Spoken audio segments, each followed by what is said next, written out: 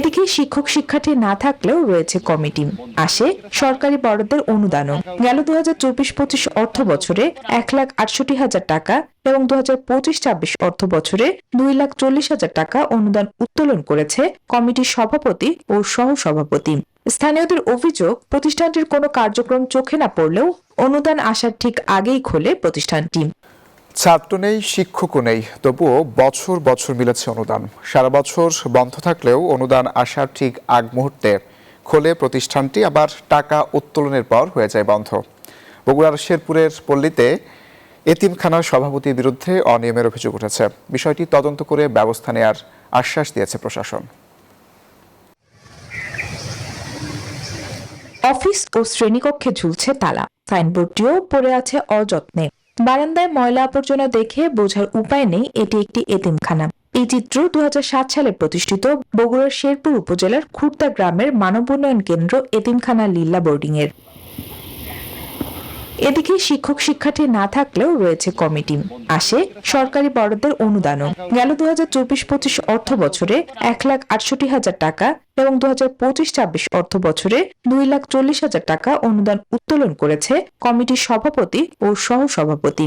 স্থানীয়দের অভিযোগ, প্রতিষ্ঠানটির কোনো কার্যক্রম চোখে না পড়লেও অনুদান আসার ঠিক আগেই খোলে প্রতিষ্ঠানটি। ছাত্র ভাড়াটা করে নিয়ে এসে কয়েকদিন চালায়, তাহলে টাকাটা তুলে আবার দেবে দেয়। এলাকার প্রতিষ্ঠান যেন আবারও আগের মতো জাঁকজমক হয়, ছাত্র শিক্ষকের যেন ভরপুর থাকে। যারা কমিটি আছে এদেরকে যদি বাদ দিয়ে যদি অন্য কোনো নতুন কমিটি যদি দেওয়া হয়, মানে ভালো লোক। তদন্ত সহ প্রতিকার চেয়ে উপজেলা নির্বাহী কর্মকর্তার কাছে লিখিত অভিযোগ করেছেন প্রতিষ্ঠানটির সাধারণ সম্পাদক আব্দুল মোমিন।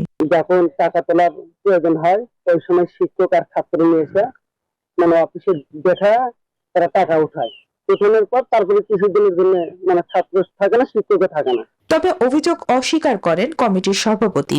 সারা দেশের কথা সেটা আছে, ব্যাংক থেকে তোলা হয়নি, স্যার ব্যাংক স্টেটমেন্ট দেওয়া আছে, স্যার দেখবে তাহলে আপনারা কি করবেন। অভিযোগের পর বিষয়টি তদন্ত করে ব্যবস্থার আশ্বাস সমাজসেবা কর্মকর্তার।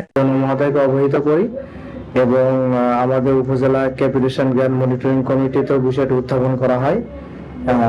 তো তারপরে ওই প্রতিষ্ঠানের চিঠি দেওয়া হয় যে কেন এরকম ঘটনা ঘটলো। আর 2 নম্বর হলো ব্যাংক অ্যাকাউন্টে যে প্রতিষ্ঠানের যে ব্যাংক অ্যাকাউন্ট আছে ওই অ্যাকাউন্ট ফ্রিজ করার জন্য আমরা এটির মধ্যে চিঠি দিয়েছি। এদিকে তদন্ত কমিটি গঠনের কথা জানিয়েছেন উপজেলা নির্বাহী কর্মকর্তা। সর্বশেষ যে 2,39,000 টাকা তাদের অ্যাকাউন্টে গিয়েছে, আমরা ব্যাংকে কথা বলে সেই টাকাটি ফ্রিজ করে দিয়েছি, তারা ওই টাকাটি উত্তোলন করতে পারবে না এবং 3 সদস্য বিশিষ্ট একটি অনুসন্ধান কমিটি গঠন করেছি। তাদের তদন্ত প্রতিবেদন পাওয়ার পরে আমরা যথাযথ আইনানুগ ব্যবস্থা গ্রহণ করব। প্রতিষ্ঠানটির বর্তমান কমিটি বাতিল করে পুনরায় চালু করতে পদক্ষেপ নেবে প্রশাসন, এমন প্রত্যাশা স্থানীয়দের।